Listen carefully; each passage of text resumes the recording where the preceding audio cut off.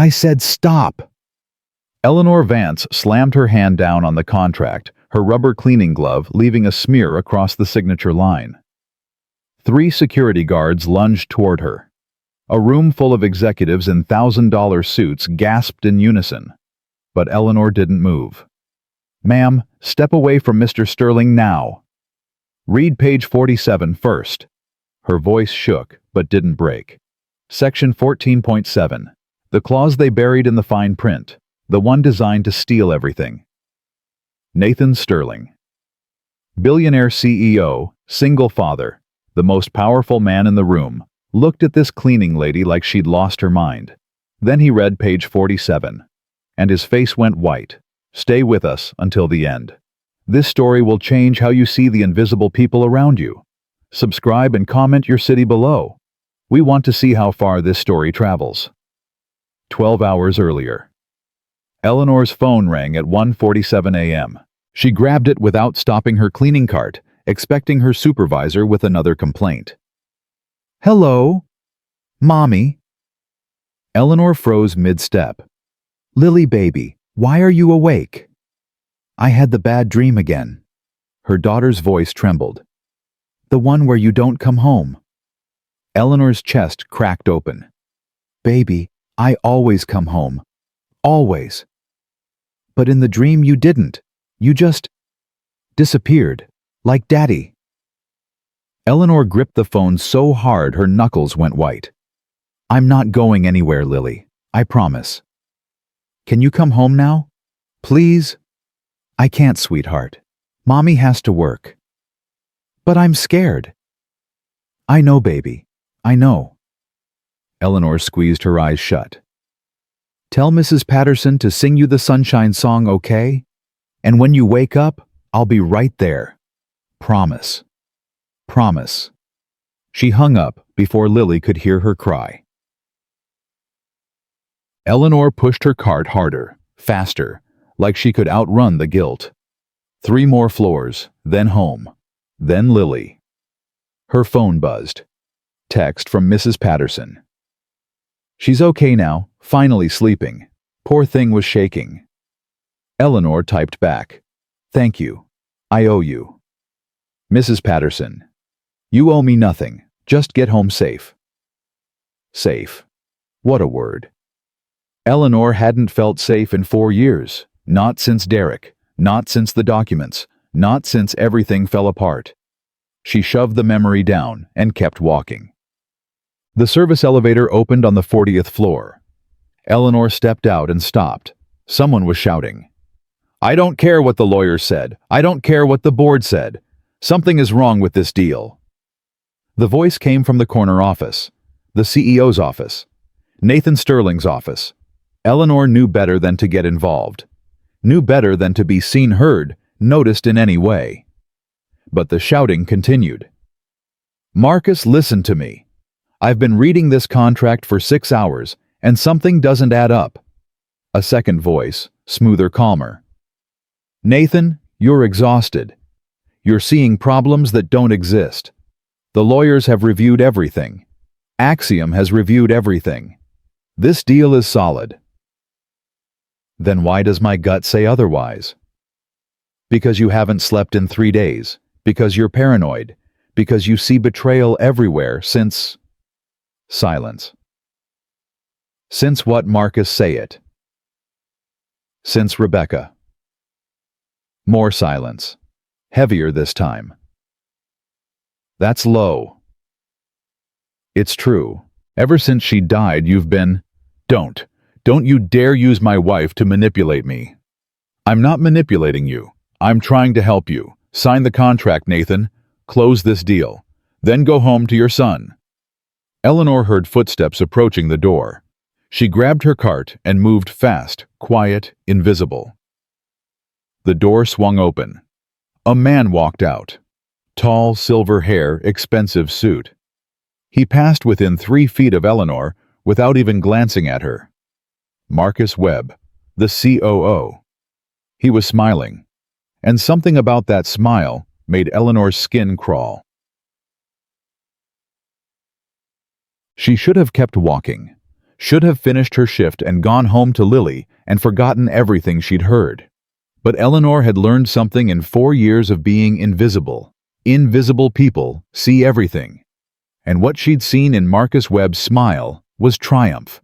The smile of a man who'd already won.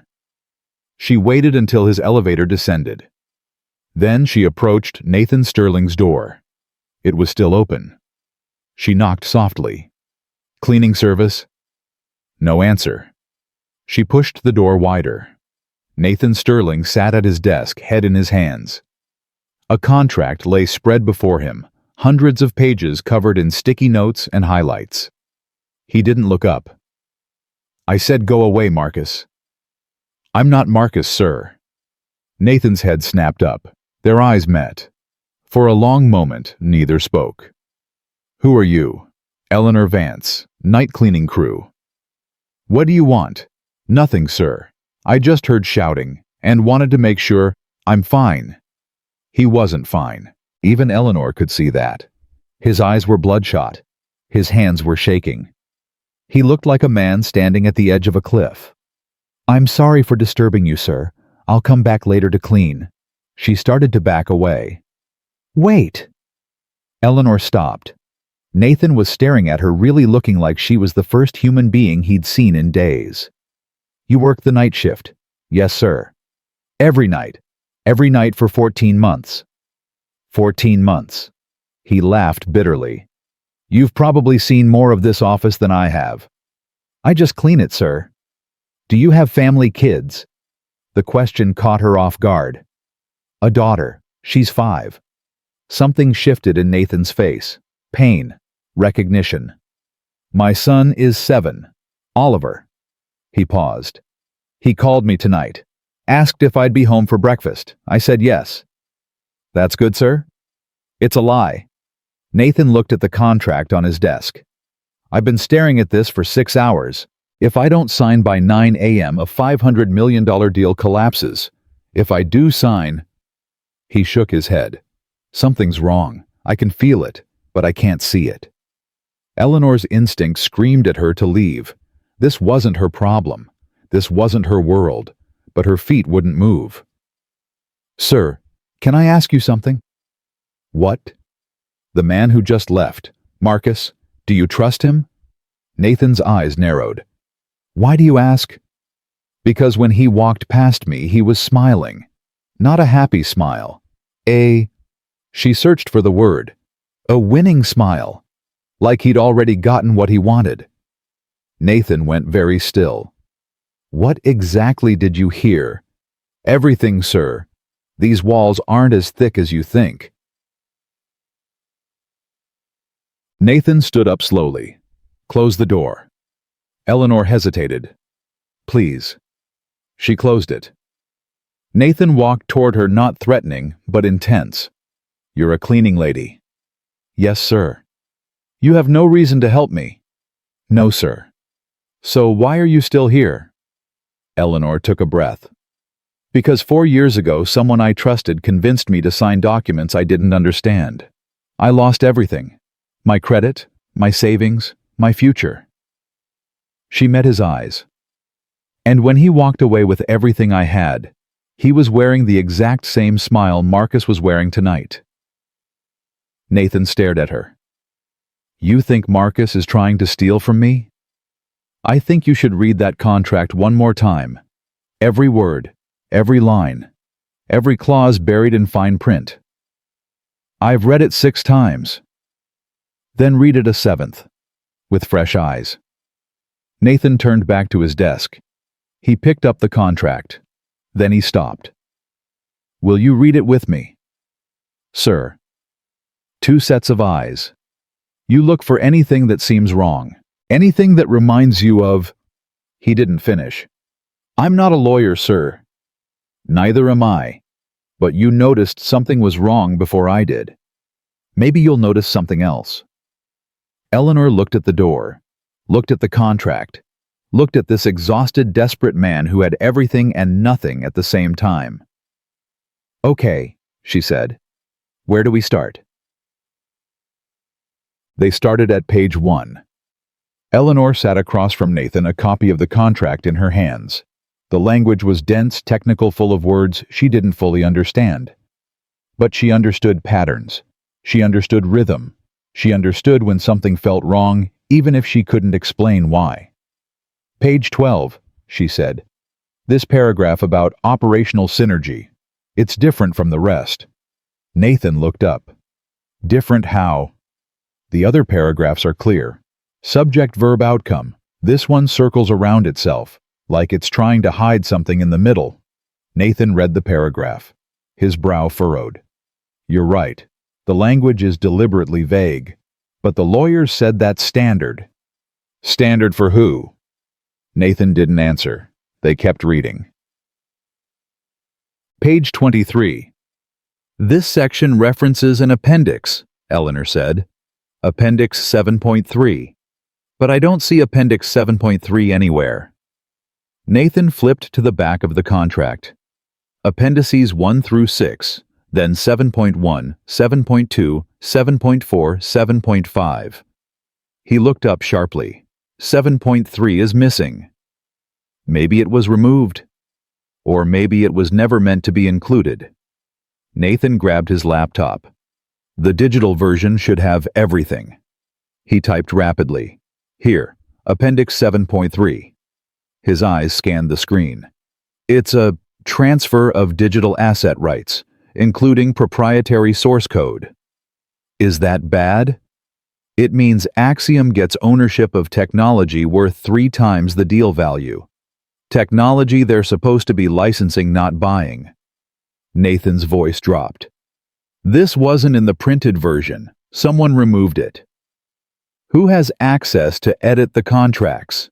Legal department, board members, and Marcus. Nathan's jaw tightened. Page 47. Eleanor almost missed it. The font was slightly smaller than the rest, the paragraph buried in the middle of a dense section about operational procedures. But the words jumped out at her like a scream. Sir? What? This clause, Section 14.7. Nathan leaned over her shoulder. Upon execution of this agreement, operational voting rights shall transfer pursuant to contingent equity restructuring as outlined in... He trailed off. What the hell? Keep reading. As outlined in Schedule B4, resulting in majority control transfer within 18 calendar months of signing. Nathan's face went white. This means, if I sign this, you lose control of your company within 18 months. That's not a merger, that's a hostile takeover. Disguised as a partnership. Nathan stood up so fast his chair crashed backward. Marcus presented this deal. Marcus negotiated the terms. Marcus has been pushing me to sign for weeks. Then Marcus knew. Marcus planned this. Nathan's hands were shaking. He's been working with Axiom from the beginning. They offered him something. A position. Money. Something. Can you prove it? Nathan grabbed his phone. I need to call security. I need to lock down... Wait. Eleanor grabbed his arm. The touch startled them both. She pulled back immediately. If you act now, he'll know you're onto him. He'll destroy evidence, cover his tracks. You'll lose everything. Then what do I do? You find proof first, then you strike. Nathan stared at her. You sound like you've done this before. I didn't. That's why I lost. I reacted instead of planned. She met his eyes. Don't make my mistake. Nathan sat back down slowly. You're a cleaning lady. You keep saying that. Because I can't believe what's happening. He laughed, exhaustion and disbelief mixing together. A cleaning lady just saved my company. I haven't saved anything yet. You found the trap. That's more than my lawyers did, more than anyone did. Maybe they weren't looking. Or maybe they were paid not to. The thought hung between them. Sir, who else reviewed this contract? Legal department, CFO, 3 board members. Nathan paused. and Marcus personally oversaw the final draft. Any of them connected to Axiom? I never thought to check. Eleanor stood and walked to his computer. May I? Nathan nodded. She opened his email system. What's Marcus's email address? marcus.webb@sterlingand.com. Her fingers flew across the keyboard. I'm searching for any correspondence with Axiom Global Domains. Any keywords like transfer in schedule, payment. How do you know how to do this? I was a paralegal student before. She didn't finish. The search returned results, dozens of them. Sir, look at this. Nathan leaned in. Email dated 3 months ago. From Marcus to someone at Axiom. Subject, RE timeline confirmation, body. Sterling suspects nothing. Contract modification complete. Proceeding as discussed. Confirm payment to account ending 4471 upon execution. Nathan's breathing stopped. He's being paid. They're paying him to sell me out. There's more. Eleanor clicked another email. Subject, RE post-acquisition structure. Body, position confirmed as CEO of merged entity. Sterling to be removed within 6 months of signing. Board allies secured. Nathan read it 3 times. Board allies. He's turned my own board against me. How many board members are there? 9. He says allies, plural. At least 2. Maybe more. If half my board is compromised, then you can't trust anyone inside this company. Nathan looked at her, this stranger, this cleaning lady, this invisible woman who had just torn his world apart and rebuilt it in a single night. I can trust you. You don't even know me. I know you had nothing to gain by helping me. Nothing. You could have walked past my office and never said a word. You could have stayed invisible. I should have. Why didn't you? Eleanor was quiet for a moment. Because when I was drowning, no one reached out a hand. No one warned me. No one cared enough to say, stop, this isn't right. She met his eyes. I won't be that person. Not even for strangers. Nathan's phone buzzed. Text from Marcus. Signing at 9 a.m. confirmed. Axiom team arriving at 8:30. Everything on schedule. Nathan showed Eleanor the screen. He's checking on me, making sure I'm still compliant. What do you reply? Nathan typed. On schedule. See you at 9. He hit send. Now what? Now we wait, and we plan. Nathan looked at the clock. We have 6 hours to find enough evidence to destroy him. I told you. You're the only person I trust right now. Eleanor's phone buzzed. Mrs. Patterson. Lily woke up again. Crying for you. I'm sorry, honey. Eleanor's heart shattered. I have to go. I understand. My daughter needs me. Family first. Always. Eleanor grabbed her phone, her bag, her cleaning cart. At the door, she stopped. Sir. Yes. Don't sign anything until I get back. You're coming back. You said you needed help. I said I'd help. I don't break promises. Nathan's expression shifted surprise, then gratitude, then something she couldn't name. What time? 7 a.m., before anyone else arrives. I'll have coffee waiting. Eleanor almost smiled. I prefer tea. Then I'll have tea waiting. She walked out, and for the first time in 4 years, she didn't feel invisible. She felt seen. The service elevator doors opened. Eleanor stepped inside, pressing the button for the ground floor. Her reflection stared back at her, tired, scared alive. What am I doing, she thought. This isn't my fight. This isn't my world. But Lily's face flashed in her mind, Lily's voice. The dream where you don't come home. Eleanor had been invisible for 4 years because invisible meant safe. But invisible also meant powerless. and she was tired, so tired of being powerless. Her phone rang. Unknown number. She answered without thinking. Hello. Breathing. Heavy. Close. Who is this? Eleanor Vance. A man's voice, cold as ice. Night cleaning crew. Single mother. Daughter named Lily, age 5. Lives at 247 Maple Street, apartment 3B. Eleanor stopped breathing. Who the hell is this? Someone who knows you've been very busy tonight. Someone who watched you spend 3 hours in the CEO's office. Someone who's very curious about what you found. I didn't find anything. Don't lie to me, Eleanor. I hate liars. What do you want?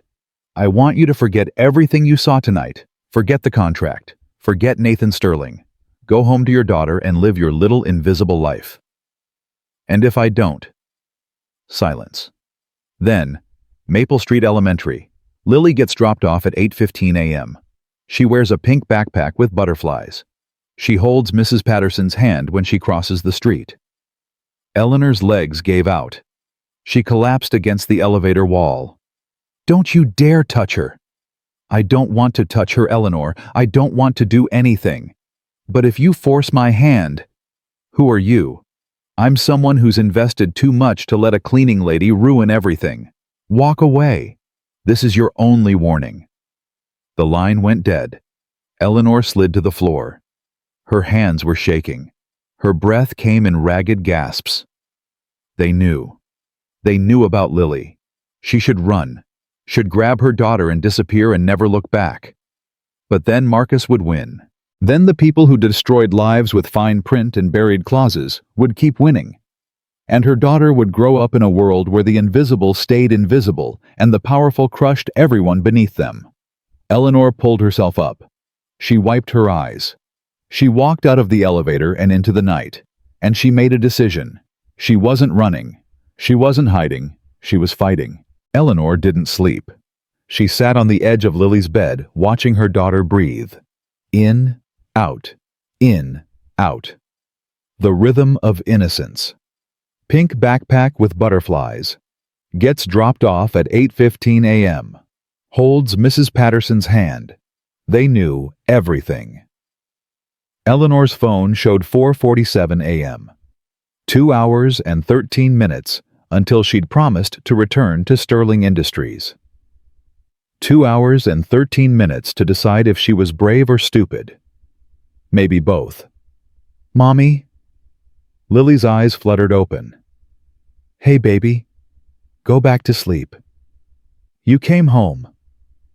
I told you I would. Lily reached up and touched Eleanor's face. You've been crying. Eleanor hadn't realized. She wiped her cheeks quickly. Just tired, sweetheart. Bad dreams. Something like that. Lily scooted over and patted the bed beside her. Lay down, Mommy. I'll protect you from the bad dreams. Eleanor's heart broke and healed in the same moment. She climbed into the tiny bed, wrapping her arms around her daughter. I love you, Lily. I love you more. Impossible.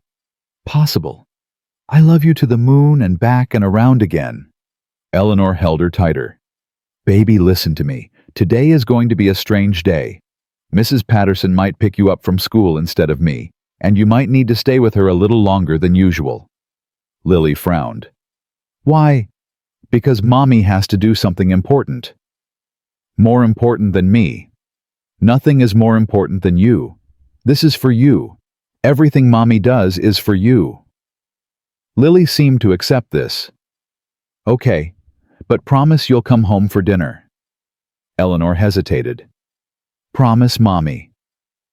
I promise I'll try, baby. I promise I'll try my very best.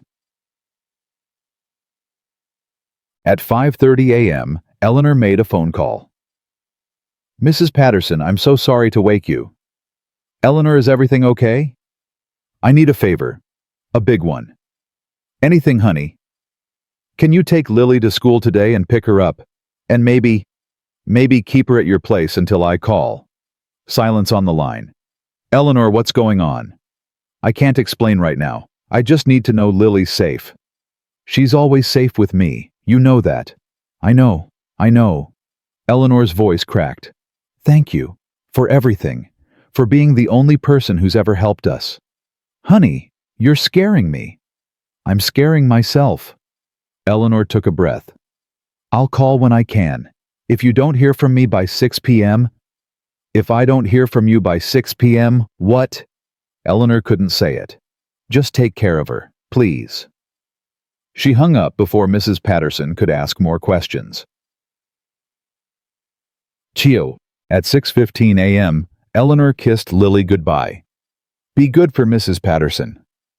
I'm always good. You're always trouble. Lily giggled. Good trouble. Eleanor smiled despite everything. The best kind of trouble. She watched Mrs. Patterson lead Lily down the hallway. Lily turned back once, waving with her whole arm, her pink butterfly backpack bouncing. Eleanor waved until they disappeared. Then she grabbed her bag and headed for the door. Her phone buzzed. Unknown number. She answered. I told you to walk away, Eleanor. The same cold voice from last night. And I told you I don't break promises. This isn't a game. No, it's not. It's my life. It's my daughter's life. And I won't spend it being afraid of people like you. Silence. You're making a mistake. Maybe, but it's my mistake to make. She hung up. Her hands were shaking. Her heart was pounding. But she walked out the door anyway. Eleanor arrived at Sterling Industries at 6:52 a.m. The building was already buzzing with activity.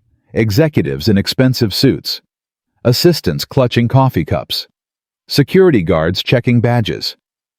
She walked through the service entrance, invisible as always. No one looked twice at the cleaning lady. The elevator took her to the 40th floor. She knocked on Nathan's door. Come in.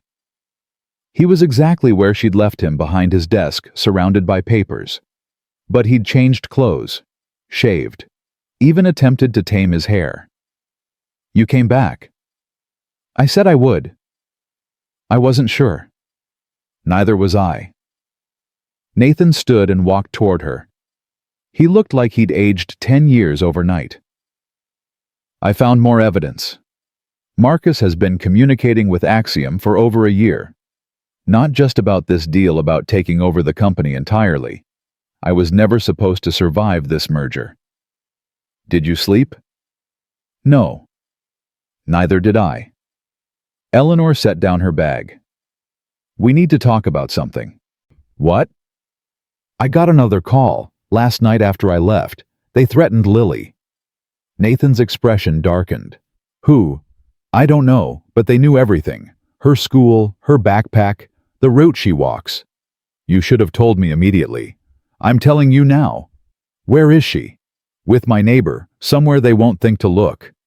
Nathan grabbed his phone. I'm calling my security team. I'll have someone watching her within the hour. Your security team?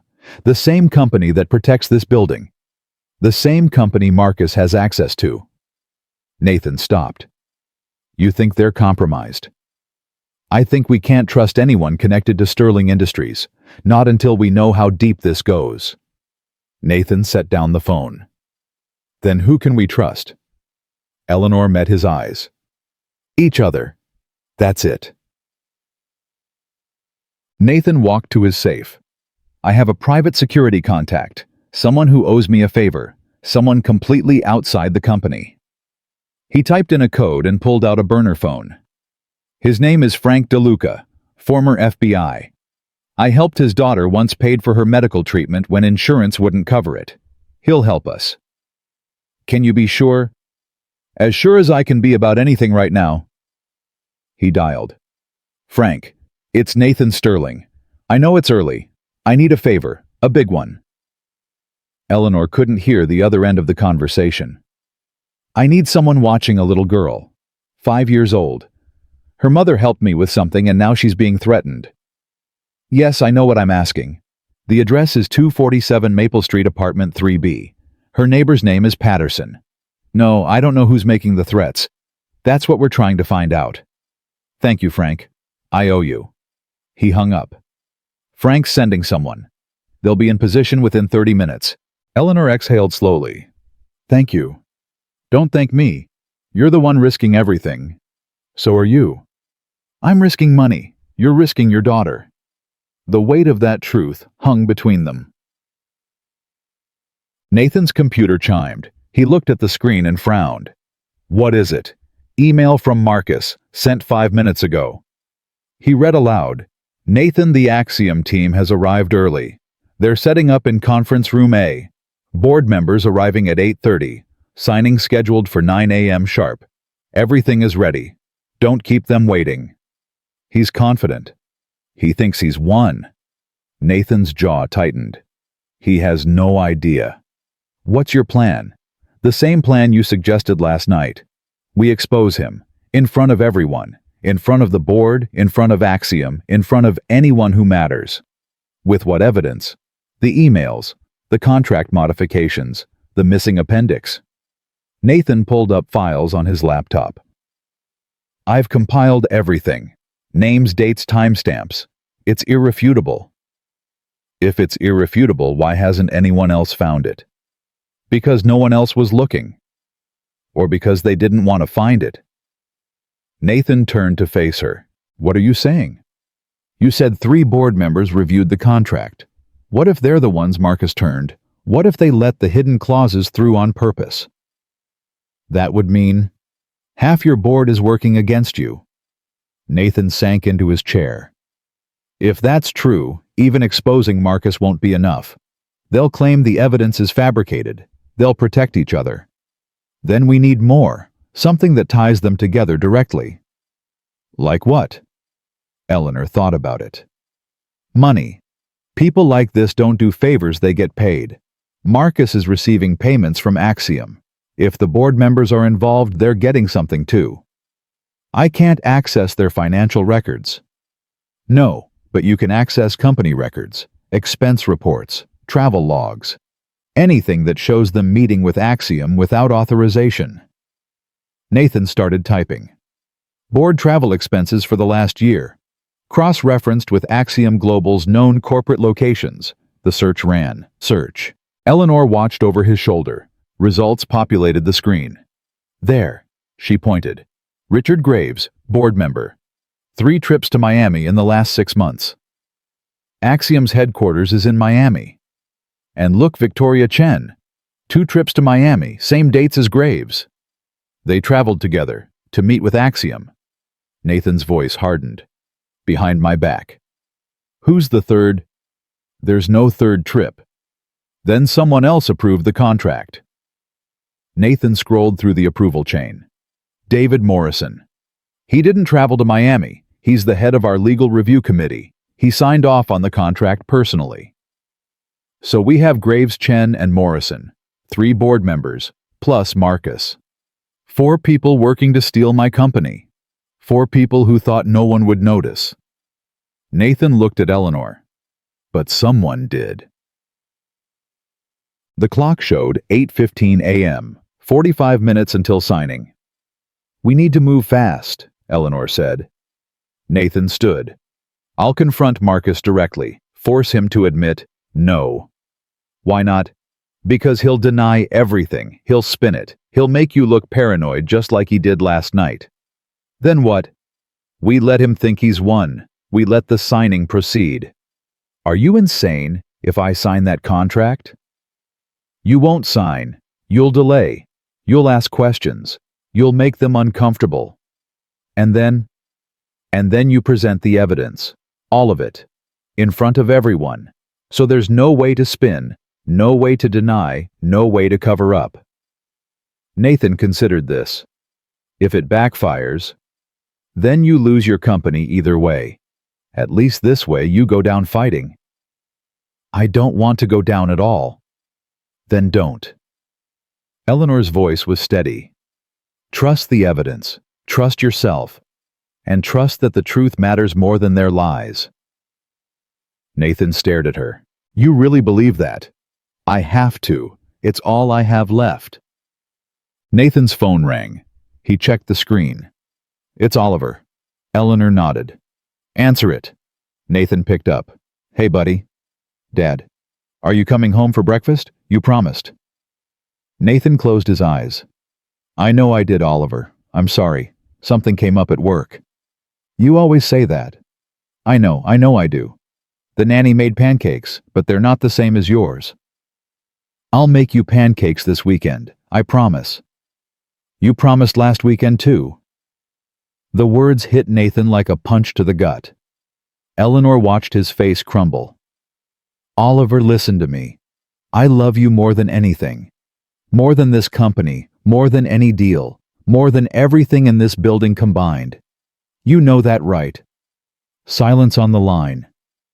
I know, Dad. I'm doing this for you, for our future, so that one day you'll have something to be proud of. I'm already proud of you, Dad. I just wish you were here.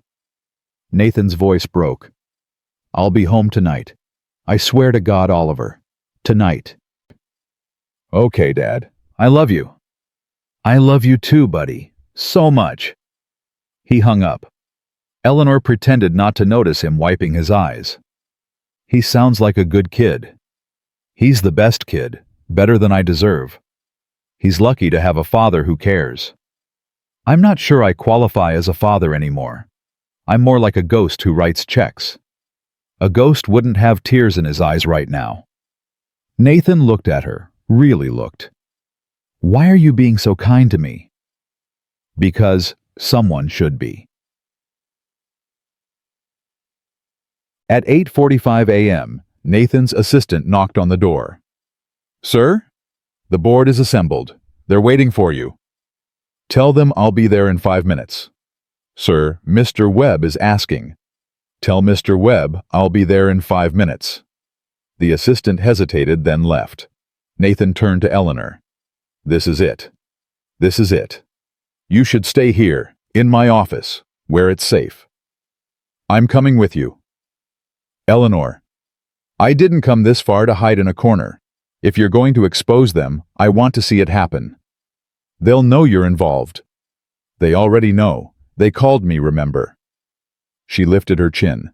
I'm done being invisible. Nathan studied her for a long moment. You're the bravest person I've ever met. I'm terrified. That's what makes it brave. He grabbed the folder of evidence. Stay close to me. Don't speak unless I signal you. And if anything goes wrong... If anything goes wrong, I run. I know. No. Nathan's voice was firm. If anything goes wrong, I'll protect you, whatever it takes.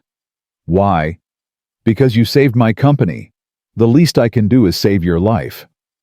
They walked to conference room A together. Eleanor in her gray cleaning uniform. Nathan in his tailored suit. An unlikely alliance. An impossible partnership. But somehow it felt right. The conference room doors loomed ahead. Through the glass, Eleanor could see figures gathered around a massive table. Suits and ties. Expensive watches. The smell of power. Nathan paused. Ready? No. Me neither. He pushed open the doors. Every head turned. Marcus Webb stood at the far end of the table mid-sentence. His smile froze when he saw Nathan enter. Then his eyes moved to Eleanor. The smile vanished completely. Nathan, good you're here. We were just... Marcus stopped. Why is she with you? She's with me because I asked her to be. She's a cleaning lady. She's the reason we're having this conversation. Marcus's expression flickered confusion, then suspicion, then something darker. I don't understand. You will. Nathan walked to his seat at the head of the table. Eleanor positioned herself near the wall, trying to stay invisible. Old habits. But she wasn't invisible anymore. Everyone was staring at her. Dowd, the Axiom CEO, a woman named Victoria Cross, leaned forward. Mr. Sterling, we've been waiting. The signing was scheduled for 9 a.m. It's now 8:52. I'm aware of the time. Our teams have flights to catch. We need to conclude this quickly. Quickly, Nathan smiled. That seems to be the theme of this entire deal. Quick negotiations, quick approvals, quick signatures. almost as if someone didn't want me to look too closely. Silence fell over the room. Marcus stepped forward. Nathan, you're being paranoid again. We've discussed this. The deal is solid. The lawyers have the lawyers seen Appendix 7.3? Marcus blinked. What? Appendix 7.3. The section about digital asset transfer. The one that was removed from the printed contract but remained in the digital files. I don't know what you're talking about. Really? Nathan opened his folder. Because according to the edit history, you're the one who removed it. 3 weeks ago. At 2:47 a.m. Using your personal credentials. The room went dead silent.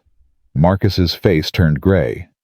There must be a mistake. There's no mistake. Nathan pulled out another document. And that's not all. I have emails between you and Victoria Cross discussing payment schedules. I have travel records showing 3 board members meeting with Axiom executives without authorization. I have proof that this merger was never a partnership. It was a hostile takeover, and you're the inside man. Marcus laughed a desperate, hollow sound. This is ridiculous. Nathan, you're clearly exhausted. You've been under tremendous stress. Maybe you should take some time. Don't. Nathan's voice was ice. Don't try to gaslight me. Not now. Not after everything you've done. He turned to the board. Richard Graves, Victoria Chen, David Morrison. You 3 approved this contract knowing what was hidden in it. You sold out this company for money from Axiom. Graves stood up, face red. How dare you? Sit down, Richard. I will not be accused. Sit down. The room vibrated with Nathan's fury. Graves sat. Victoria Cross rose slowly. Mr. Sterling, these are serious allegations. If you have evidence, I have everything. Nathan pushed the folder across the table. Emails, timestamps, financial trails. It's all there. And by noon today, it will be in the hands of the FBI, the SEC, and every major news outlet in the country. Cross's composure cracked. You're making a mistake. No, you made the mistake. You thought I was too distracted to notice, too busy, too trusting. Nathan's eyes moved to Marcus. You thought wrong. Marcus's mask finally fell away, his face twisted with rage. You would be nothing without me. I built half this company while you were crying over your dead wife. Eleanor gasped. Nathan went still. What did you say? You heard me. Rebecca. Your precious Rebecca. You've been useless since she died. Distracted, emotional, weak. I've been carrying this company for 5 years, and you've been taking all the credit. So you decided to take everything. I decided to take what I deserved. Marcus stepped forward. You should have signed the contract, Nathan. You should have stayed blind and stupid like always. But instead, you let a cleaning lady see what you couldn't. His eyes turned to Eleanor. Speaking of which, he pulled out his phone. Did you really think we weren't watching her? Eleanor's blood turned to ice. What did you do? Nothing yet. Marcus smiled that same triumphant smile she'd seen the night before. But my associates are very interested in meeting little Lily. Pink backpack, right? Butterflies. Nathan moved before Eleanor could react. He grabbed Marcus by the collar and slammed him against the wall. If you touch her, you'll kill me in front of a dozen witnesses. Try me. Security burst into the room. Mr. Sterling, step back. Get him out of here, Nathan ordered. Now. And if anyone from his team leaves this building, I want them detained. On what authority? On my authority. This is my company. Marcus laughed as security pulled him away. For now, but this isn't over, Nathan. Not even close. The doors slammed shut.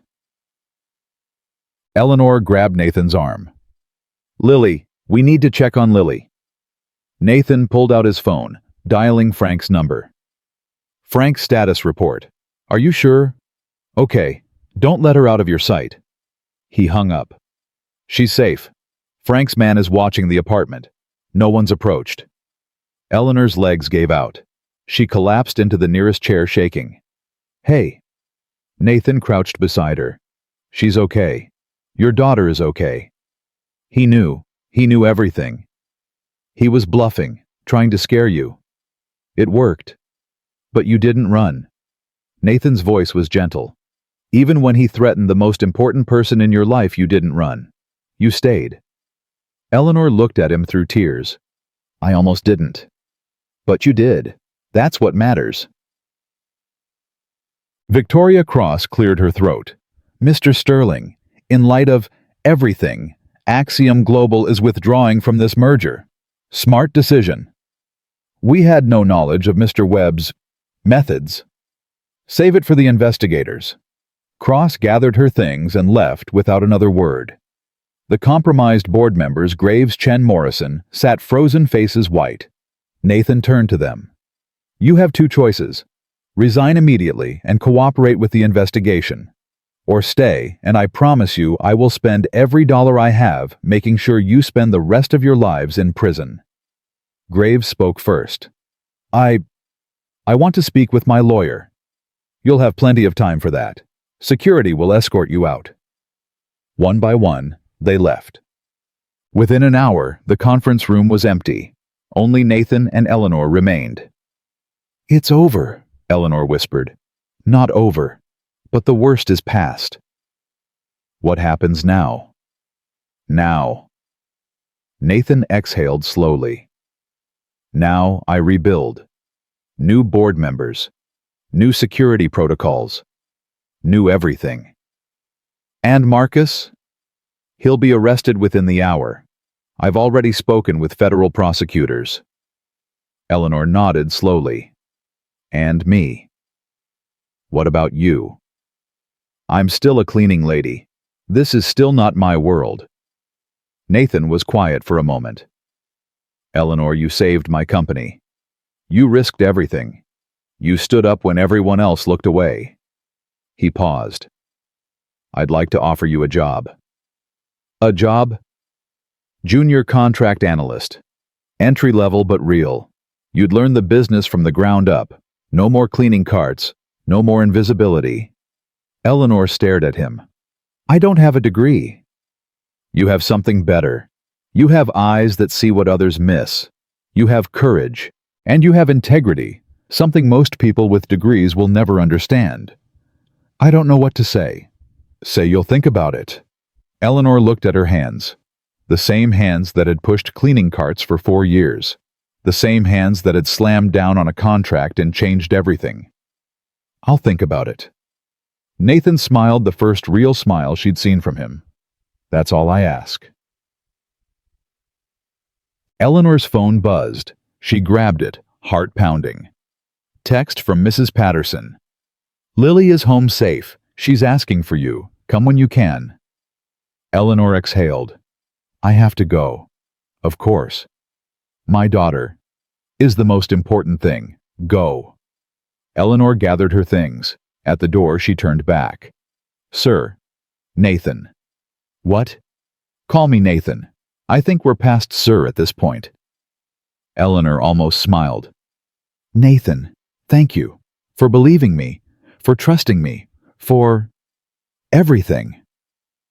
Thank you, Eleanor. For not staying invisible. She walked out. The elevator ride down felt different this time. No fear, no shame, no desperate need to disappear. Eleanor looked at her reflection in the mirrored walls. Same gray uniform, same tired eyes. But something had changed. She had changed. For 4 years, she'd believed that invisibility was safety, that being small was surviving, that the only way to protect Lily was to never be noticed. She'd been wrong. The real protection wasn't hiding. It was standing up, speaking out, refusing to let the powerful crush the powerless. She'd done that today, and she would do it again. Her phone rang. Unknown number. She answered without hesitation. Hello? Heavy breathing. You think this is over? The voice was different this time, not Marcus, someone else. Who is this? Someone who's lost a lot of money because of you. Someone who doesn't forget. Someone who's very, very patient. Marcus is in custody. Marcus is a pawn. There are bigger players in this game. Players you'll never see coming. Eleanor's grip tightened on the phone. Then I'll just have to keep my eyes open. Eyes can be closed, Eleanor, permanently. The line went dead. Eleanor stood alone in the elevator. Another threat. Another enemy. But she wasn't shaking this time. She was ready. The board meeting was scheduled for 9 a.m. Eleanor arrived at Sterling Industries at 7:30, her new employee badge still feeling foreign against her chest. 3 months of training, 3 months of learning, 3 months of becoming someone she never thought she could be. And today, all of it would be tested. Nathan met her in the lobby. "You're early." "Couldn't sleep." "Neither could I." He fell into step beside her. "The FBI finished their preliminary report last night. Marcus is cooperating now, naming everyone involved." "Everyone?" "There's a name you need to hear." Nathan's voice dropped. "Derek Vance." Eleanor stopped walking. "What?" "Your ex-husband. He was part of the network. The same people who tried to take over Sterling, they've been running similar schemes for years. Marcus was just one operation. Derek was another." Eleanor's legs went weak. He was involved. He worked for them. The loan documents he tricked you into signing, it wasn't random. It was a test run, a smaller version of what they tried to do to me." "So, when he destroyed my life?" "It wasn't personal. It was business." Nathan's jaw tightened. "The same people who tried to steal my company stole everything from you first." Eleanor leaned against the wall, trying to breathe. "Where is he now?" "FBI custody. He's been charged with fraud, identity theft, and conspiracy. He's looking at 15 years minimum." 15 years. "It's not enough. I know that." "No." Eleanor shook her head. "It's not about punishment. It's about—" She struggled for words. "For 4 years I blamed myself. I thought I was stupid for trusting him. I thought I deserved what happened." "You didn't." "I know that now, but hearing this, knowing it was all planned—" She met Nathan's eyes. "I wasn't stupid. I was targeted." "Yes. And I survived." "You did more than survive. You fought back." They took the elevator to the 40th floor. Oliver had insisted on coming today. He wanted to see where his dad worked, he said. But Eleanor suspected the real reason was that he didn't want to let Nathan out of his sight. Trauma did that to children, made them clingy, made them afraid. Lily was the same way now. Every morning she asked Eleanor to promise she'd come home. Every night she crawled into Eleanor's bed instead of her own. Healing would take time, but at least they were healing together. "Dad!" Oliver came running down the hallway. Frank's security guard trailing behind him. Nathan caught him mid-leap. "Hey, buddy, what are you doing up here?" "I wanted to see your office and meet the lady who saved us." Oliver turned to Eleanor with wide, curious eyes. "Are you the cleaning lady?" Eleanor smiled. "I used to be." "Dad says you're a hero." "I don't know about that. He says you noticed something nobody else noticed, and that's why we still have our company and our house and everything." Eleanor crouched to Oliver's level. "You know what I think? I think your dad is the hero. He listened when he didn't have to. He trusted a stranger when it would have been easier not to. But you're the one who said stop, right? The one who grabbed his hand." Eleanor glanced at Nathan. "He told you about that?" "He tells me everything now." Oliver's voice was matter-of-fact. "He says no more secrets, no more working late, no more missing breakfast." "And has he kept that promise?" "Mostly. He still works too much, but he's getting better." Nathan ruffled his son's hair. "Thanks for the endorsement, buddy." "You're welcome, Dad." Bond. The board meeting convened at 9 a.m. sharp. New faces around the table, people Nathan had hand-picked to replace the traitors. People he'd vetted personally with Eleanor's help. Eleanor sat in her designated seat folder of documents in front of her. Her first official presentation. Her first time being seen in a room like this. She was terrified. Nathan caught her eye from across the table. He nodded once. "You've got this." Eleanor took a breath. "Good morning, everyone. My name is Eleanor Vance. 3 months ago, I was a cleaning lady. Today I'm going to present our new contract review protocols, the ones designed to ensure what happened with Axiom Global never happens again." She clicked her remote. The presentation began. 20 minutes later, Eleanor finished speaking. The room was silent. Then James Wright, the new board chairman, leaned forward. "Ms. Vance, I have to admit, when Nathan told us he was promoting a cleaning lady to our risk assessment team, I was skeptical." Eleanor's stomach dropped. "But after what you just presented, I'm not skeptical anymore. That was the most thorough, practical, and insightful analysis I've seen in 30 years of corporate governance." "Thank you, sir." "Don't thank me. Thank yourself." Wright turned to the board. "I move that we adopt Ms. Vance's protocols immediately. All in favor." Every hand went up. Eleanor blinked. Motion passed unanimously. Wright smiled. "Congratulations, Ms. Vance. You've just changed how this company operates." After the meeting, Nathan found Eleanor in the hallway. "You did it." "I think I'm going to throw up." "That's a normal reaction." "Is it?" "I threw up after my first board presentation, in a trash can, in front of 12 people. Eleanor laughed despite herself. "You're lying." "I wish I was." Nathan grinned. "Rebecca never let me forget it. She called me Trash Can Sterling for months." The mention of his wife's name didn't make him flinch anymore. That was progress. "She sounds like she was funny." She was. Funnier than me, smarter than me, better than me in every way. Nathan's voice softened. "She would have liked you." "You think so?" "I know so. She had a gift for seeing people's potential. She would have seen yours immediately." Eleanor didn't know what to say. "Nathan, His phone buzzed.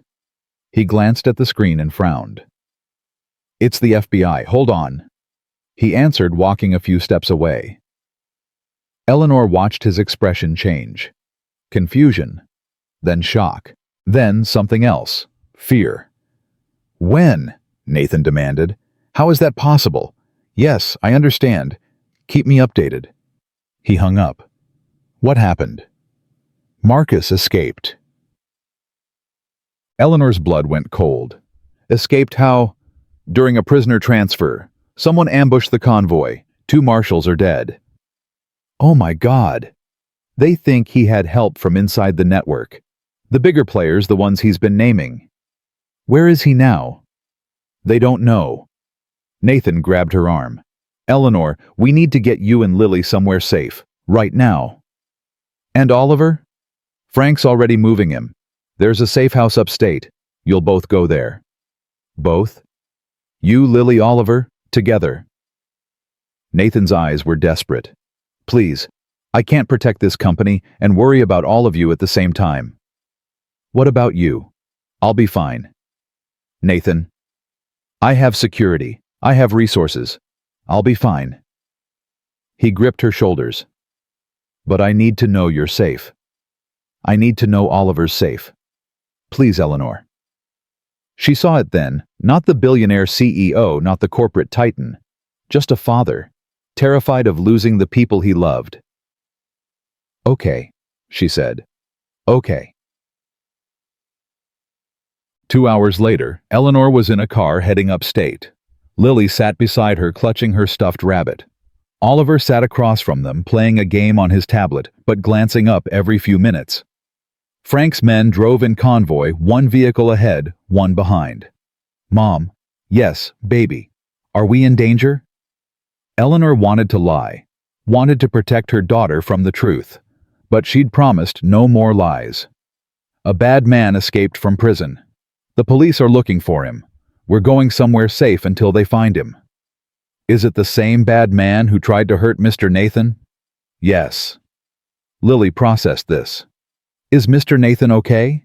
He's being careful. Is Oliver okay? Eleanor looked at the boy across from them. He'd stopped pretending to play his game. I'm okay, Oliver said quietly. My dad taught me to be brave. My mom taught me the same thing, Lily replied. The two children looked at each other with the instant understanding that only children could share. Want to see a trick? Oliver asked. What kind of trick? A magic trick. My dad taught me. Watch. He pulled a coin from behind Lily's ear. Lily's eyes went wide. Do it again. Oliver grinned, and for a moment, everything felt almost normal. The safe house was isolated a cabin surrounded by woods, no neighbors for miles. Frank's team did a security sweep while Eleanor got the children settled. 2 bedrooms, Frank reported. Kids in one, you in the other. We'll rotate guards outside. Cell service is spotty, but we have satellite phones for emergencies. How long do we stay here? Until Marcus is caught, or until Mr. Sterling says otherwise. Eleanor nodded. Thank you, Frank. Thank Mr. Sterling. He's the one paying for all this. I know, but you're the one keeping my daughter safe. Frank's expression softened. She's a good kid. Reminds me of my own when they were little. You have children. 3, all grown now. One's a doctor, one's a teacher, one's... He paused. One's finding her way. That's the hardest part. Finding your way. It is. But sometimes people surprise you. He looked at Eleanor meaningfully. Sometimes cleaning ladies turn out to be heroes. Eleanor smiled despite everything. I'm not a hero. Tell that to Nathan Sterling. Tell that to Oliver. Tell that to everyone who still has a job because of what you did. I just noticed something wrong. Anyone could have done that. But anyone didn't. You did. Frank checked his watch. Get some rest. I have a feeling the next few days are going to be long. That night, Eleanor couldn't sleep. She sat by the window watching the trees sway in the darkness. Her phone buzzed. Nathan's number. Hey. Hey yourself. His voice was tired but warm. Everyone settled in. The kids are asleep. They're sharing a room. I think Oliver's trying to teach Lily card games. He cheats. I figured. Don't let him convince you he doesn't. Eleanor smiled. How are things there? Quiet. Too quiet. Nathan sighed. The FBI has roadblocks on every major highway. They're checking airports, train stations, bus terminals. But Marcus knows people. He has resources. You think he's coming after you? I think he blames me for everything. For his arrest, for his exposure, for the collapse of his entire plan. Nathan paused. But honestly, I'm more worried about him coming after you. Me. You're the one who saw through him first. You're the reason he lost. In his mind, if you hadn't interfered, he'd have gotten away with everything. Exactly. Eleanor looked out at the darkness. I'm not sorry. What? I'm not sorry for what I did. For noticing. For speaking up. Even if it put me in danger, even if it put Lily in danger, I'm not sorry. You shouldn't be. Some people might say I should have stayed invisible. Should have kept my head down. Should have let it be someone else's problem. Some people are cowards. Maybe. But I understand them. Eleanor's voice dropped. I was one of them for 4 years. Invisible. Safe. Powerless. What changed? You did. That night in your office. You looked at me like I was a person, not a uniform. You listened like what I said mattered. You trusted me when you had no reason to. I had every reason to.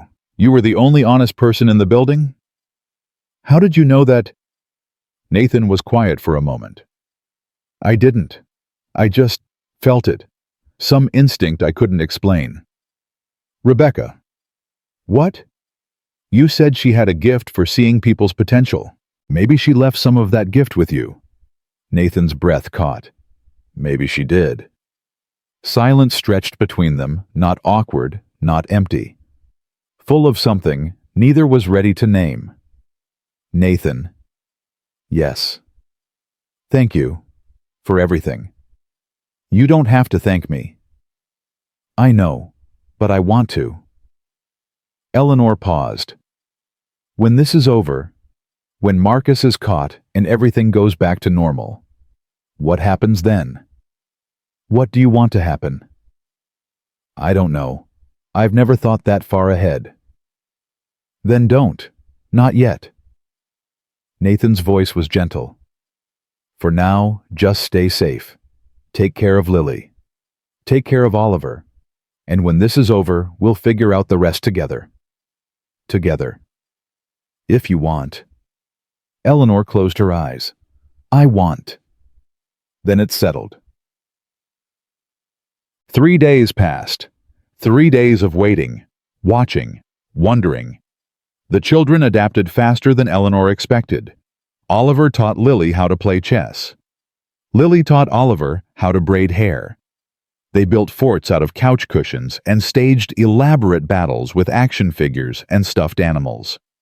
Eleanor watched them become siblings in everything but blood. On the 4th morning, Frank knocked on her door. News. They found his car, abandoned near the Canadian border. So he's in Canada. Or he wants us to think he's in Canada. Frank's expression was grim. This guy's smart. Every move he makes could be a feint.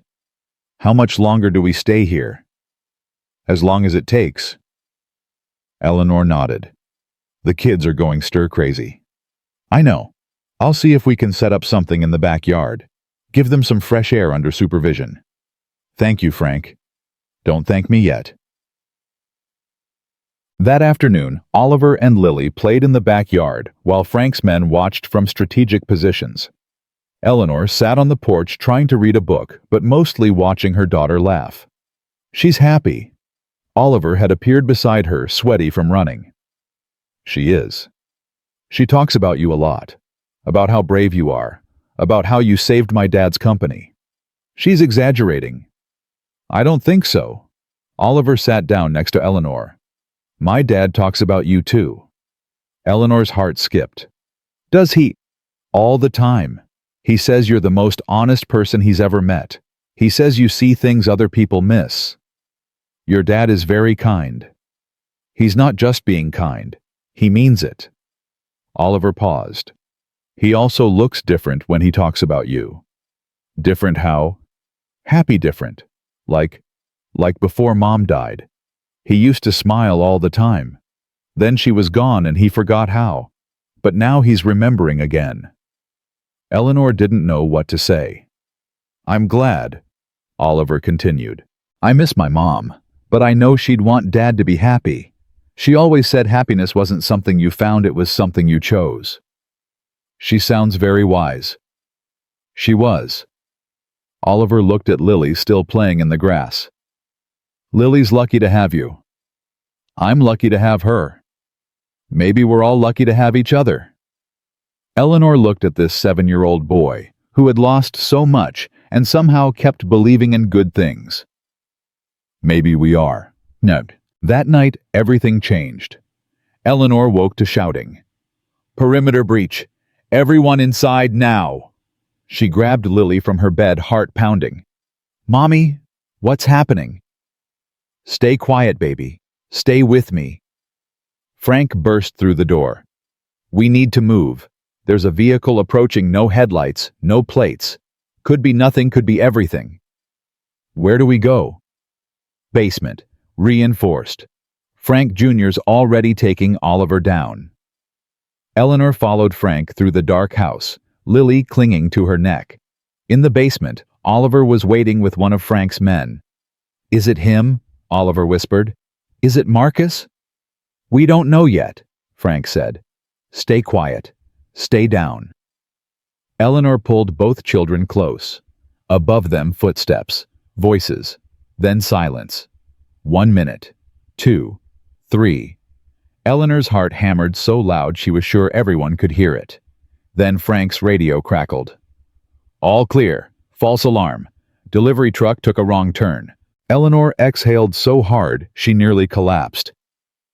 False alarm. Frank confirmed.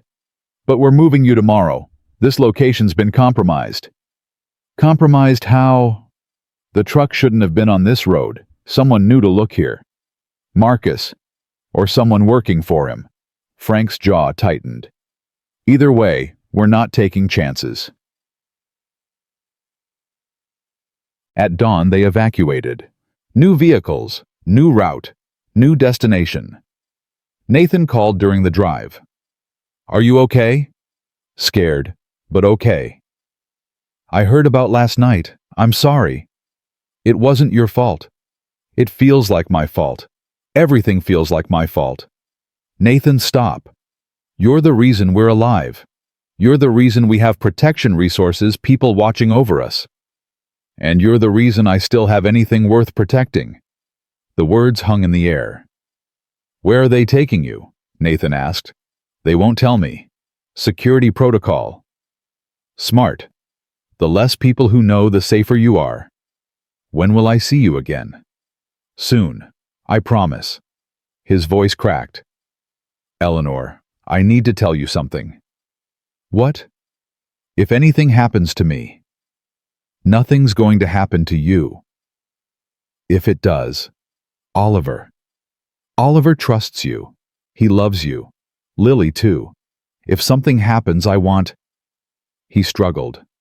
I want you to take care of him. Eleanor's eyes filled with tears. Nathan, don't talk like that. I have to. I have to make sure someone I trust has my son. Nothing's going to happen. Promise me, Eleanor. Please. She closed her eyes. I promise. The new safe house was even more remote, an island property accessible only by boat. Frank's team swept the entire area before letting anyone off the vessel. We'll stay here until Marcus is caught, Frank explained. No one knows this location, not even the FBI, just Mr. Sterling and us. Eleanor nodded. Thank you. Thank me when it's over. That night, she sat with both children watching the sunset over the water. It's pretty here, Lily said. It is. Can we stay forever? Maybe not forever, but for a while. Oliver leaned against her other side. I'm glad you're here, he said quietly. I'm glad Lily's here. It doesn't feel so scary with you two. Eleanor put her arm around him. We're not going anywhere, I promise. Dad says that too, but sometimes he has to break promises. I know, but I'll try my best to keep this one. Oliver nodded slowly. That's all anyone can do, right? Try their best. That's all anyone can do. The call came at midnight. Frank knocked on her door, face pale. They got him. Eleanor's heart stopped. Marcus? FBI caught him trying to board a cargo ship in Miami. He's in custody. Maximum security this time. Eleanor's legs gave out. She sank onto the bed, trembling. It's over. It's over. She started to cry. All the fear, all the tension, all the terror of the past week came flooding out in a wave of tears she couldn't stop. Mom. Lily appeared in the doorway, rubbing her eyes. Why are you crying? Eleanor opened her arms. Lily ran to her. I'm crying because I'm happy, baby. The bad man can't hurt us anymore. We're safe. We're safe. Lily hugged her tight. Can we go home now? Eleanor laughed through her tears. Yes, baby, we can go home. The next morning, Nathan was waiting at the dock when their boat arrived. Oliver sprinted off the deck and launched himself at his father. Dad! Nathan caught him, lifting him high. Hey, buddy. God, I missed you. I missed you too, but Eleanor took good care of me. And Lily. We played chess every day. I won mostly. He cheated mostly, Lily corrected. Everyone laughed. Nathan set Oliver down and turned to Eleanor. For a moment, they just looked at each other. Hi, she said. Hi. We made it. You made it. Nathan stepped forward and pulled her into a hug. You kept them safe. You kept everything together. You're amazing." Eleanor hugged him back. "I had help. You had courage. That's what matters." She pulled back to look at his face. "What happens now?" "Now." Nathan smiled. "Now we go home. All of us. All of us. If you want." Eleanor looked at Oliver holding Lily's hand like she was his own sister. Looked at Nathan, looking at her like she was the answer to a question he'd stopped asking. Looked at her daughter, finally safe, finally happy, finally home. "I want," she said. "Then let's go." 1 year later. Eleanor stood in front of the bathroom mirror, adjusting a blazer she never thought she'd own. "Mom, we're going to be late." "Coming, baby?" She took one last look at her reflection. Same face, same eyes. But somehow everything was different. A year ago, she'd been invisible. Today, she was keynote speaker at the Sterling Industries Annual Integrity Summit. "Mom, seriously." Eleanor grabbed her notes and headed for the door. Lily stood in the hallway, arms crossed, foot tapping. "You're slow." "I'm nervous." "Why you talk in front of people all the time now?" "This is different. This is hundreds of people, important people." "So you're important too." Eleanor crouched down to Lily's level. "When did you get so wise?" "I've always been wise. You just weren't paying attention." Eleanor laughed and kissed her forehead. "Let's go, wise one." The car waiting outside wasn't a taxi. It was Nathan's personal vehicle, with Nathan himself behind the wheel. "Good morning, Ms. Vance." "Good morning, Mr. Sterling." "You look terrified." "I am terrified." "Good. That means you care." Eleanor climbed into the passenger seat, while Lily scrambled into the back next to Oliver. "You ready?" Oliver asked her. "Ready for what?" "To watch my mom be amazing." Eleanor's breath caught. My mom. Oliver had started calling her that 3 months ago. Casually at first, like he was testing the word. Then more confidently when she didn't correct him. She still wasn't used to it. "I'm ready," Lily declared. "I'm going to clap the loudest." "Not if I clap louder," Oliver challenged. "Impossible. I'm the best clapper." "Prove it." They started a clapping contest in the back seat. Nathan glanced at Eleanor. "Nervous?" "You already asked me that." "I'm asking again." "Yes, I'm nervous. I'm terrified. I'm probably going to throw up." "I told you about my first board presentation, right? Trash can Sterling." "Exactly, so you have nothing to worry about." Eleanor smiled despite herself. "You're not helping." "I'm trying." "Try harder." Nathan reached over and took her hand. "You're going to be incredible. You've been incredible since the moment you walked into my office and told me I was about to lose everything." "I didn't say it that directly." "You said, 'Stop, this isn't right.' That's pretty direct." Eleanor looked at their intertwined hands. "Nathan, thank you. For everything. For believing in me. For giving me a chance. For..." She gestured vaguely. "All of this. You gave yourself this chance. I just got out of your way." "That's not true." "It is true. I've watched you transform this company's entire approach to contract review. I've watched you train analysts who make twice your salary. I've watched you stand up in board meetings and challenge people who've been doing this for decades." He squeezed her hand. "You did that, not me." Eleanor's eyes burned. "I couldn't have done it without you." "Maybe, but you would have done something. That's who you are. Someone who doesn't stay invisible." They arrived at the convention center. Hundreds of people milled outside: business leaders, academics, journalists. A banner stretched across the entrance. Sterling Industries, Annual Integrity Summit, Truth Above All. Eleanor's stomach dropped. "I can't do this." "Yes, you can. There's so many people. And they all came to hear you." "That's worse. That's so much worse." Nathan turned to face her fully. Eleanor, listen to me. A year ago, you were cleaning offices at midnight. Today, you're the face of corporate integrity reform. You know why? Because I noticed a clause. Because you had the courage to speak up. That's rare. That's valuable. That's what everyone in that room needs to hear. What if I freeze? Then you breathe. You look at me in the front row, and you remember that you've survived worse than public speaking. Eleanor thought about everything she'd survived. Derek, the documents, the debt, the fear, Marcus, the threats, the running. You're right, she said quietly. I've survived worse. Much worse. This is just talking. Just talking. I can talk. You're excellent at talking. Sometimes you won't stop. Eleanor punched his arm. Rude. But accurate. She laughed, and suddenly the fear was manageable. Okay. Let's do this. The auditorium was packed. Eleanor stood backstage listening to Nathan's introduction. Someone who saw what experts missed.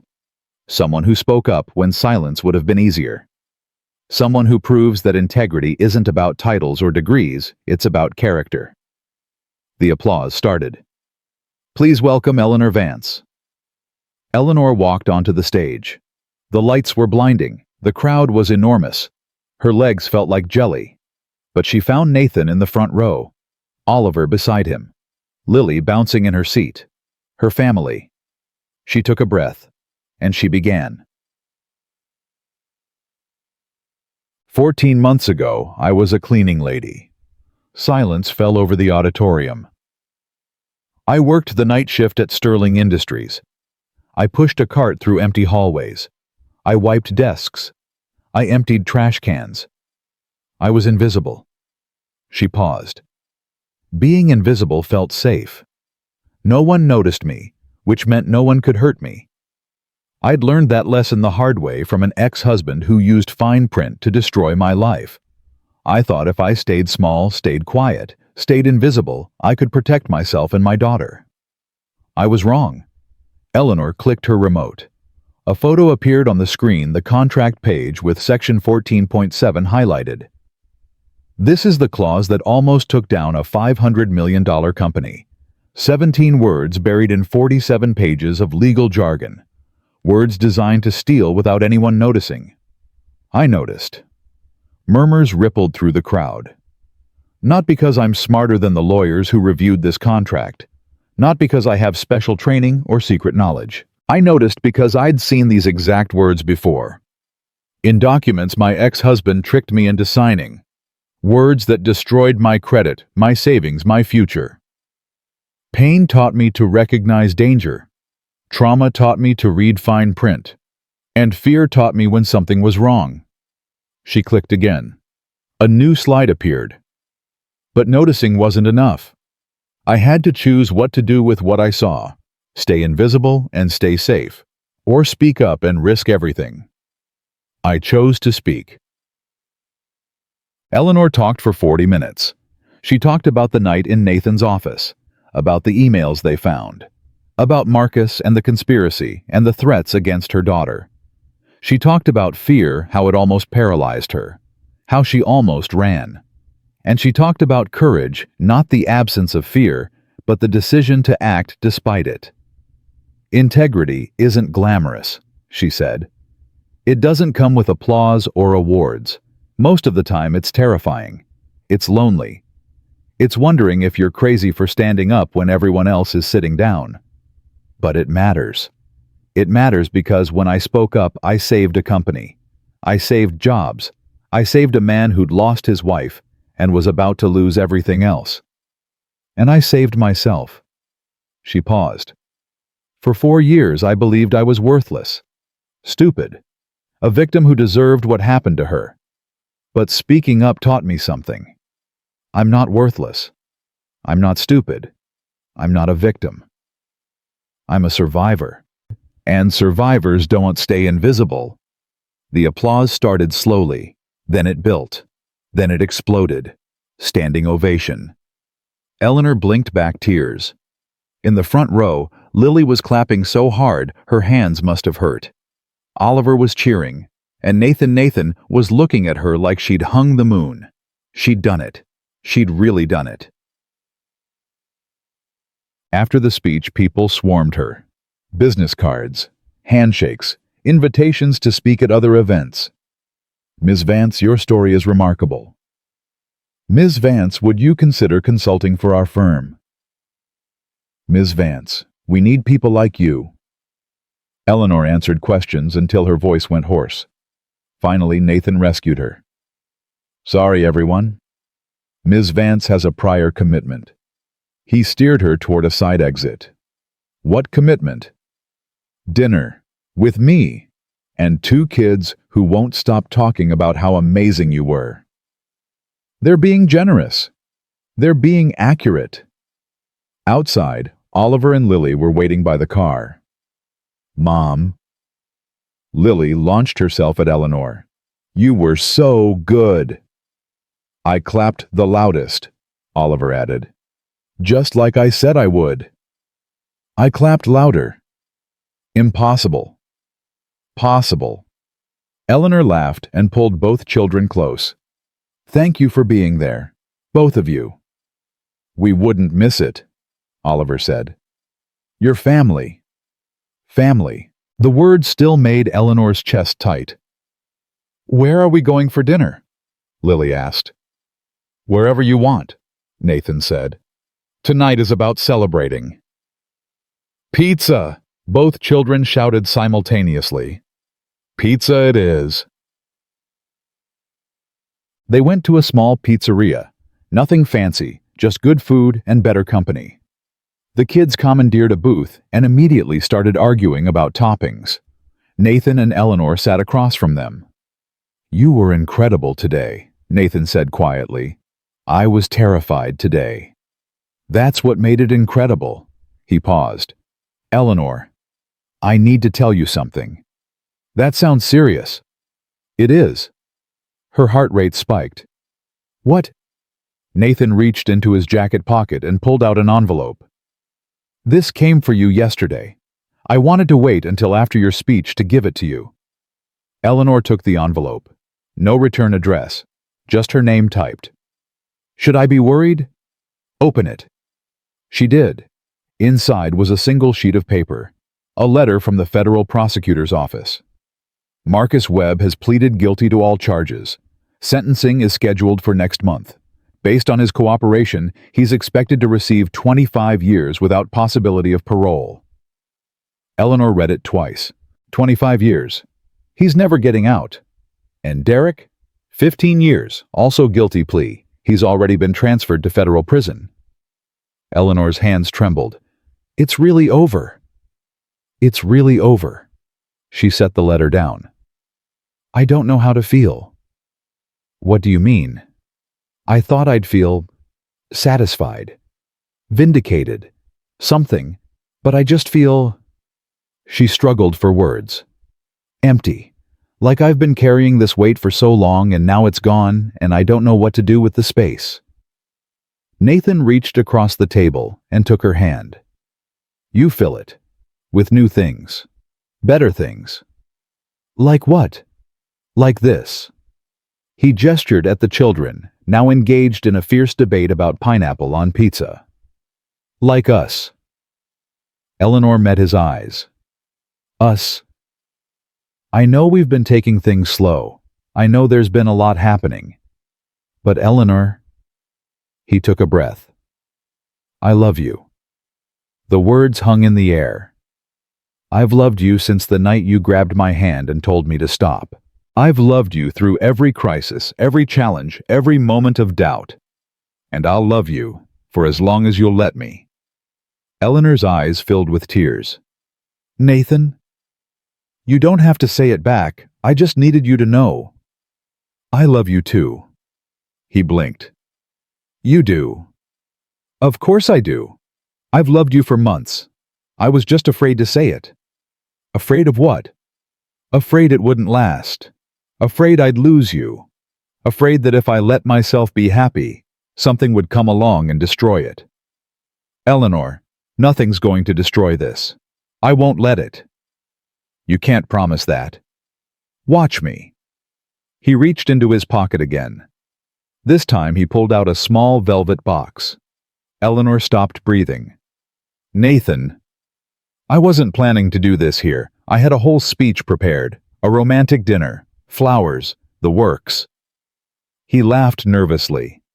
But sitting here watching you with the kids, seeing how far we've come, I can't wait anymore. He opened the box. A ring. Simple. Elegant. Perfect. Eleanor Vance. Will you marry me? Manda. Time stopped. Eleanor stared at the ring, at Nathan, at the life she'd never dared to imagine. Mom. Lily's voice broke through. Both children had stopped arguing, watching with wide eyes. What's happening? Lily whispered. Mr. Nathan is asking your mom to marry him, Oliver whispered back. Like in the movies. Exactly like in the movies. Lily turned to Eleanor. Say yes, Mommy. Eleanor laughed through her tears. Baby, this is a big decision. Say yes. Oliver joined in. Say yes, Eleanor, please. Nathan was still kneeling. Ring extended hope and terror fighting for dominance on his face. What do you think? Eleanor asked him. Should I listen to the children? I think children are often wiser than adults. Eleanor looked at the ring, at the man, at the two kids who had become her world. Yes. Nathan's face transformed. Yes. Yes, I'll marry you. He slid the ring onto her finger. Then he stood and kissed her soft, sweet, full of promise. The children erupted in cheers. We're going to be a real family, Lily shrieked. We already are a real family, Oliver corrected. Now we're just official. Official family. The entire pizzeria was staring at them now. Some people were applauding. One elderly woman was crying. Eleanor didn't care. She had everything she'd never let herself want, and she was never letting go. 6 months later.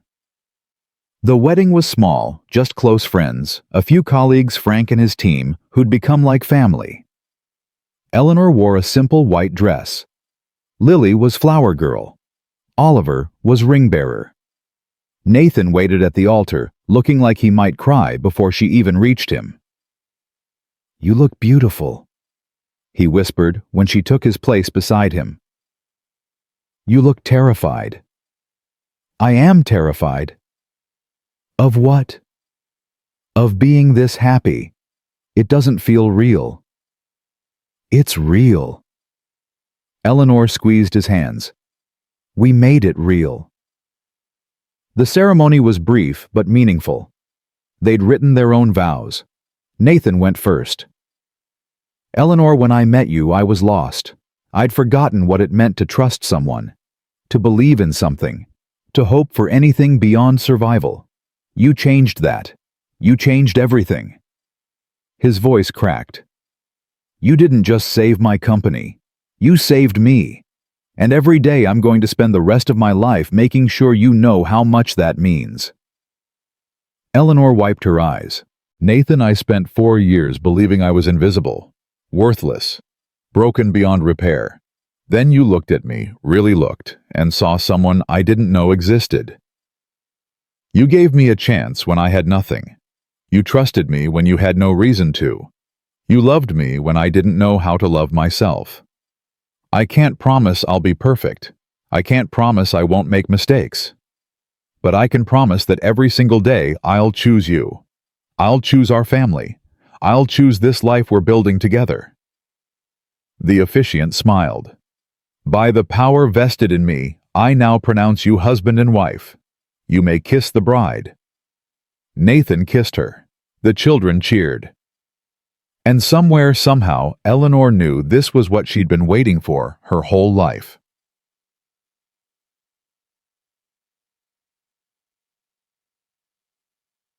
1 year later. Eleanor sat in her office at Sterling Industries, not a closet or a corner, but a real office with windows and a nameplate on the door. Eleanor Sterling, Vice President of Contract Integrity. She still wasn't used to seeing her new name. Her phone buzzed. Nathan, board meeting in 10. You ready? Eleanor, born ready. Nathan. That's my wife. She smiled and gathered her files. In the hallway, she passed the cleaning crew night shift, just like she used to be. Good evening, Ms. Sterling. Good evening, Rosa. Eleanor knew all their names now, made sure they were paid fairly, advocated for better hours, better benefits, better working conditions. You don't have to do that, Nathan had said once. Most executives don't even notice the cleaning staff. I know, that's why I do it. Because she remembered. She would always remember.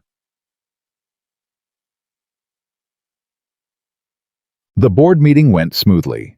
Eleanor presented the quarterly integrity report. 0 contract disputes, 0 compliance issues, 0 attempts at internal fraud. The protocols Ms. Sterling implemented have saved us an estimated $2.3 billion in potential litigation, the chairman announced. I move that we extend her budget by 40% for the coming fiscal year. Unanimous approval. Afterward, Nathan found her in the hallway. Good meeting. Great meeting. Dinner tonight. The kids are with my mom. Date night. If you're up for it. I'm always up for it. They walked to the elevator together. Nathan. Do you remember what you said to me that first night when I walked into your office? I said a lot of things that night. You asked me if I had family. I remember. And I told you I had a daughter. Lily, 5 years old at the time. You remembered. I remember everything about that night. The elevator arrived. They stepped inside. Why did you ask? Eleanor continued. About family. Nathan was quiet for a moment. Because I was looking for a reason to keep going. My company was falling apart. My son was slipping away. Everything I'd built was crumbling.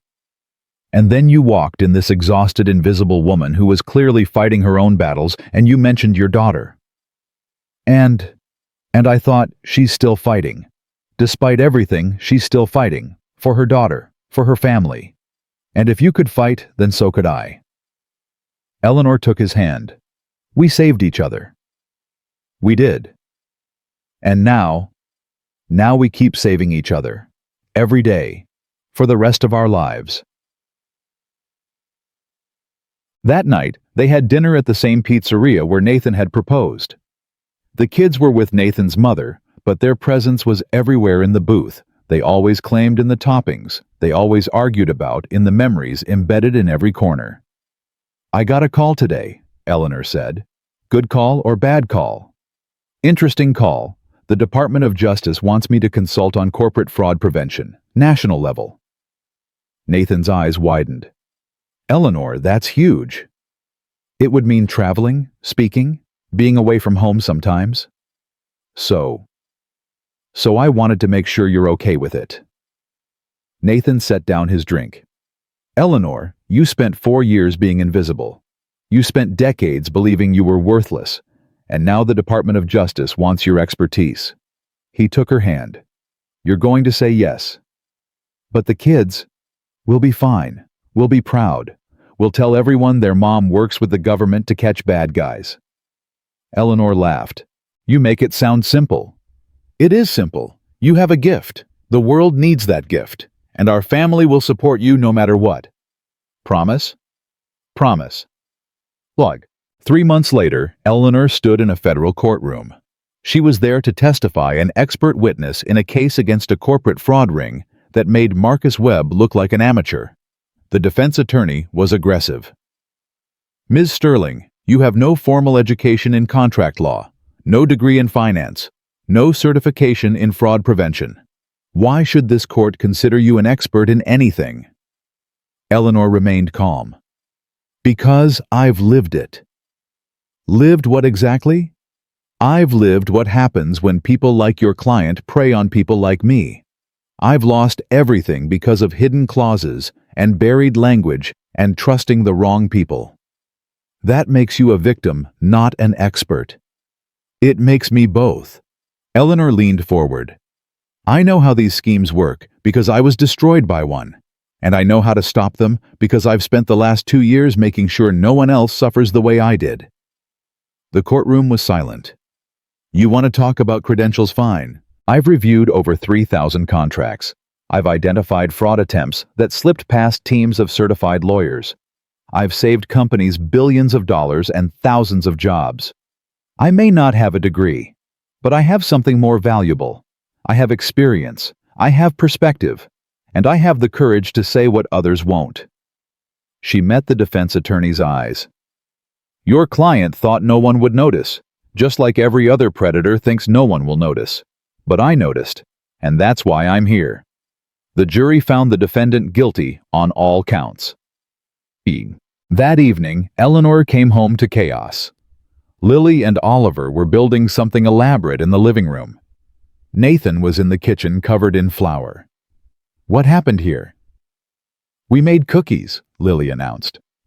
They're terrible, Oliver added cheerfully. They're experimental, Nathan corrected. Eleanor surveyed the disaster. I love it.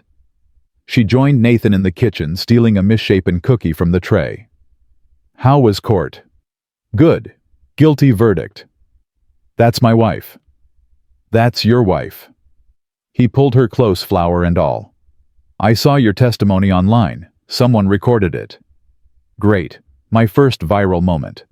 It was incredible. You were incredible. I was terrified. That's what made it incredible. Eleanor rested her head against his chest. Nathan. A year ago, I was cleaning your office at midnight. I remember.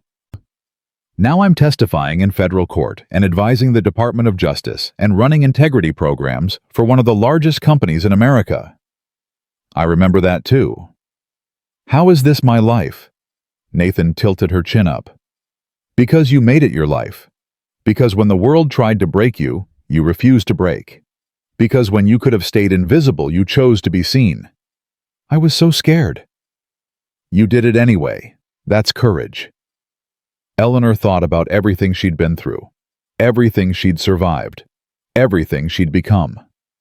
I'm not scared anymore. Good. Not of speaking up, not of being seen, not of anything. What changed? Eleanor looked toward the living room where Lily and Oliver were arguing about the structural integrity of their blanket fort. I found something worth fighting for. And what's that? She turned back to Nathan. Everything. This family, this life, this chance to show my daughter that she doesn't have to be invisible, that she can be whatever she wants, that the world is full of people who will try to make her small, but she has the power to stay tall. Nathan kissed her forehead. She's going to be just like you. I hope she's better. Impossible. Later that night, after the kids were asleep, Eleanor sat on the porch looking at the stars. Nathan joined her with 2 cups of tea. What are you thinking about? That night, in your office, when everything started. What about it? I almost walked away. I almost stayed invisible. I almost let fear win. But you didn't. But I didn't. She sipped her tea. I keep thinking about all the other Eleanors out there. People who see something wrong but are too scared to speak. People who know the truth but don't think anyone will listen. What about them? I want to help them. I want to show them that their voice matters, that they matter, that invisible people can change the world. Nathan smiled. So do it. Just like that. Just like that. Start a foundation. Write a book. Give speeches. Whatever you want. He took her hand. You have the platform now. You have the resources. You have the story. Use them. Eleanor looked at the ring on her finger, at the house behind her, at the life she'd built from the ashes of the one that burned. Okay, she said. Okay. I'll do it, all of it. I'll help the other Eleanors. That's my wife. That's your wife. 6 months later, Eleanor launched the Invisible No More Foundation. Its mission to empower whistleblowers, support fraud victims, and train ordinary people to recognize and report corporate misconduct. At the launch event, she gave one final speech. People ask me how a cleaning lady saved a $500 million company. The answer is simple. I wasn't a cleaning lady. I was a person who noticed something wrong, a person who chose to speak up. You don't need a degree to have integrity. You don't need a title to have courage. You don't need permission to do the right thing. You just need to be willing to stop being invisible. I was invisible for 4 years. I was scared and broken and convinced that I didn't matter. I was wrong. I mattered then. You matter now. Everyone matters. And if you ever see something wrong, if you ever hear that voice inside saying, "Stop, this isn't right," listen to it. Speak up. Be seen. Because the world changes one voice at a time. And your voice matters. The applause was thunderous. In the front row, Nathan, Oliver, and Lily were on their feet. Eleanor looked at her family, the people who'd taught her what love really meant. And she finally understood what she'd been searching for her whole life. Not safety, not invisibility, not protection from pain, connection, courage, the freedom to be exactly who she was. She had it now, all of it. And she would spend the rest of her life making sure others found it too. The end. Thank you for watching this story. If it touched your heart, please subscribe to our channel and share it with someone who needs to hear that their voice matters. Comment below and tell us where you're watching from. We love seeing how far these stories travel. Remember, you don't need a title to make a difference. You don't need permission to do the right thing. And you don't need to stay invisible. The world is waiting for your voice. Use it, because invisible people can change the world one courageous word at a time.